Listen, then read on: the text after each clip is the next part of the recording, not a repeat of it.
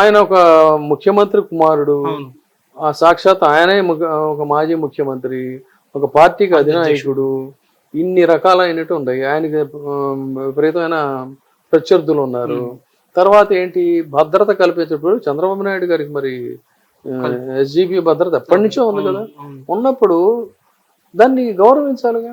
ఇప్పుడు even DMK అధికారంలోకి వచ్చిన తర్వాత కూడా జయలలిత గారికి కూడా మరి అదే రకమైన భద్రత ఉండేది కదా. కాబట్టి అలాంటిది మీరు అదేంటి అసలు డొక్కు బుల్లెట్ ప్రూఫ్ కారు ఏదో దారిలో ఆగిపోయే కారు ఏదో ఇచ్చారంట.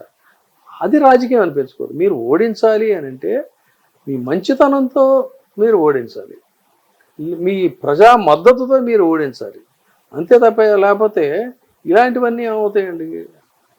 కాబట్టి ఆయనకి హక్కు ఉంది.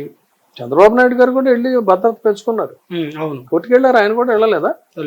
మరి చంద్రబాబు నాయుడు గారు కోర్టుకు వెళ్ళి ఆయన భద్రతని పెంచుకున్నప్పుడు ఈయన వెళితే తప్పేంటి? దాన్ని పెద్ద ఇష్యూ చేసి గ్లోరిఫై చేసేసి రాయటం లేదు. ఆయనకి ఇవాళ హైదరాబాద్లో ఇల్లు ఉంది. హైదరాబాద్లో సరే ఆయన అక్కడ వాళ్ళ తల్లి గారు ఉంటున్నారు, ఒక పక్కన చెల్లెలు గారు ఉంటున్నారు. కాబట్టి ఆయనకి బెంగళూరులో కూడా అసలు మొదట్లో ఎక్కువగా ఉన్న అది బెంగళూరులోనే కదా. సో వాళ్ళకి ఫెసిలిటేట్ చేయటం కోసం కానీ తన ఫెసిలిటీ కోసం కానీ వాట్ ఎవర్ ఇట్ ఈస్ బెంగళూరులో కూడా ఉంది. కానీ బెంగళూరు వెళ్తున్నారు, వస్తున్నారు, వెళ్తుంటారు, వస్తుంటారు. దానికోసం కూడా వెకిలిగా బెంగళూరు పారిపోయాడు.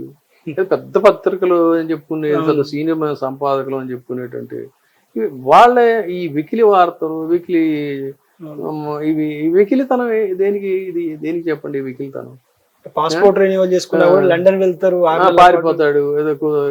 అంటే వాళ్ళ ఆనందం తప్పది మరి. అంటే కేవలం వాళ్ళ యొక్క వెకిలితనం ఇక్కడ బయటపడుతుంది చెప్పాలంటే, అంతకు మించి కాదు.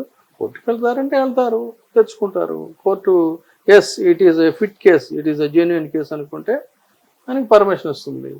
ఏంటి అదొక పెద్ద వార్త అది. మరి అదొక వార్త అయినప్పుడు గతంలో చంద్రబాబు నాయుడు గారు వెళ్ళారు. మా బోటంలో అయితే అప్పట్లో ఏం చేసేవాళ్ళు, దాన్ని సింగిల్ కాలం వార్త కింద వేసేవాళ్ళు, ఇట్లా గ్లోరిఫై చేసేవాళ్ళు కాదు. అంతే, అది సింగిల్ కాలం వార్త. అట్లా అసలు ఏది వార్త, ఏది ఔచిత్యం, ఏది అనౌచిత్యం, ఏది ఎలా చేయాలి అవి కూడా లేవు. చాలా అత్యంత బాధాకరం. జర్నలిజంలో విలువలు దిగజారిపోయిన పరిస్థితి, రాజకీయాల్లో విలువలు దిగజారిపోయిన పరిస్థితి, ప్రత్యర్థికి శత్రువుకి సరిహద్దు చెరిగిపోయింది. ఇప్పుడు ప్రత్యర్థులు ఎవరు లేరు, అందరూ శత్రువులే. ఒకడు ఫలానా పార్టీలో ఉన్నాడంటే వాడు దశాబ్దాలుగా మీకేదో ద్రోహం చేసినంత శత్రువు. ఇలా అయిపోయినాయి ఏపీ పాలిటిక్స్.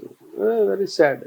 మరి నీతులు చెప్పటం, ఆచరణలోకి వచ్చేసరికి ఏమో పూర్తి విభిన్నంగా వ్యవహరించటం, అది ఇప్పుడున్న